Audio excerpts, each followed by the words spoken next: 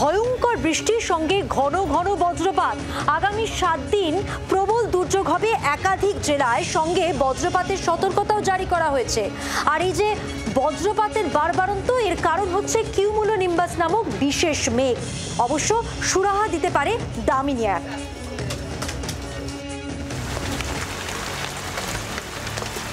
বৃষ্টির জেরে কলকাতায় রাতে তাপমাত্রা কমল।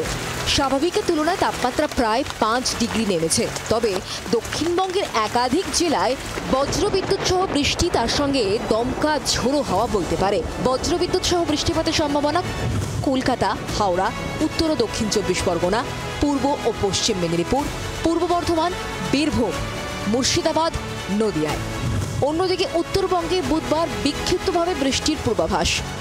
দার্জিলিং সহ 5 জেলায় বজ্রবিদ্যুৎ সহ বৃষ্টির সম্ভাবনা। বিক্ষিপ্ত বৃষ্টি হবে মালদা, উত্তর ও দক্ষিণ দিনাজপুরে।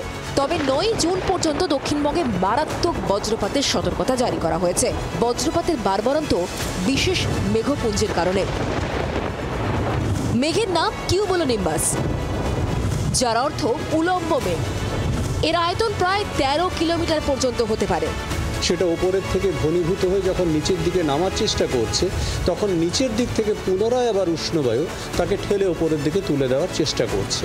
বারবার এই উত্থান এবং অবনমনের ফলে আলটিমেটলি মেঘের গভীরতা বেড়ে যাচ্ছে, এবং যার ফলে 12 থেকে 13 কিলোমিটার গভীর কিউমুলোনিম্বাস মেঘের স্তর গতকাল তৈরি হয়েছিল, এবং সেই সিচুয়েশনটা কিন্তু কন্টিনিউ করেছে। আগামী 9 জুন পর্যন্ত এই প্রবণতা বহাল থাকতে পারে বলে সতর্কতা জারি করা হয়েছে। মঙ্গলবার কলকাতায় এই শক্তিশালী মেঘের সংঘর্ষে বজ্রপাত হয়। প্রতি মিনিটে শহরের কোথাও 3, কোথাও 5 বার বজ্রপাত হয়েছে। আগামী 7 দিন সাধারণ মানুষকে সতর্ক থাকতে বলা হয়েছে। এক্ষেত্রে মৌসম ভবন দামিনী অ্যাপ ইনস্টল ও তার অ্যালার্ট নোটিফিকেশন অন রাখার পরামর্শ দিয়েছে।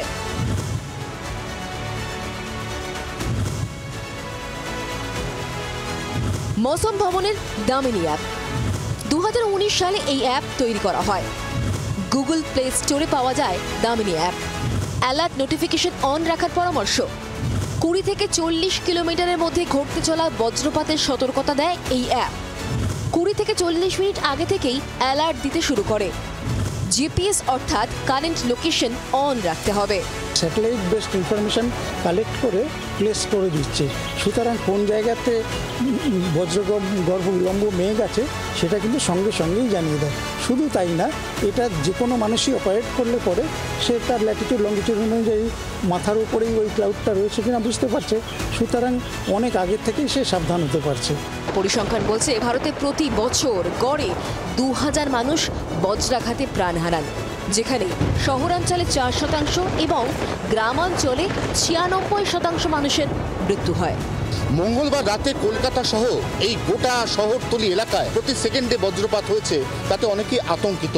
কিন্তু আলিপুর আবহাওয়া দপ্তর এবং মৌসুম ভবন পরামর্শ দিচ্ছে, আতঙ্কে নয়, সতর্কে থাকুন, ব্যবহার করুন দামিনী অ্যাপ। জি 24 ঘন্টার জন্য ক্যামেরায় তরুণের সঙ্গে অয়ন, কলকাতা। বাংলার আওয়াজ, বাঙালির আবেগ, জি 24 ঘন্টা।